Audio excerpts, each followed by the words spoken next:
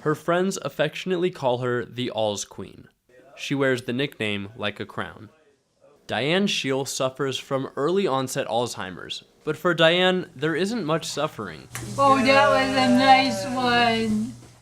I just like to be happy. Her daughter, Tara Lowy, was surprised by her mother's optimism. One of the coolest things she said was, "I'm not in any pain, so life is good. I don't have any pain with this."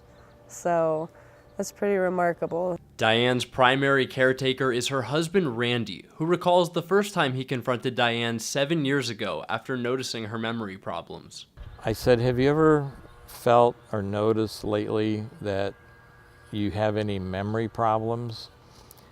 And she immediately broke down and she started crying and she was nodding her head, "Yes, I do." Experts at the Banner Alzheimer's Institute say Alzheimer's is the most common type of dementia, a general term for a decline in mental ability that affects daily functions. It's especially alarming when they start to affect their day-to-day life. So for example, we all can forget to pay a bill once in a while, but people with dementia are likely to consistently forgetting to pay the bills, forgetting to take the medications, etc.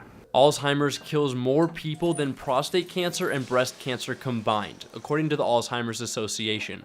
By 2050, Alzheimer's and other dementias are expected to cost the U.S. more than $1 trillion. It's going to be a big burden, I think, on society, and we keep our fingers crossed that something good will happen, and I think awareness is a big deal, like with any disease. Diane's family members say the key to managing the condition is laughter. We laugh constantly. It's insane how much we laugh. And she's going through this terrible disease. How can you laugh about it?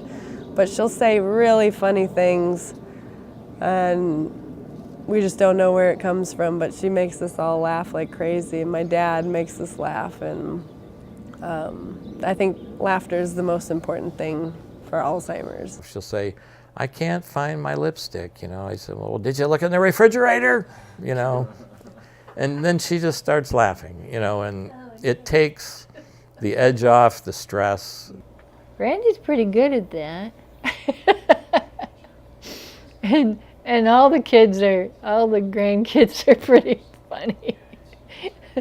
Lowy says she was worried her mom wouldn't remember that she had a baby, but Diane still asks about her grandson daily. Cheers! Every time he comes over, we have so much fun.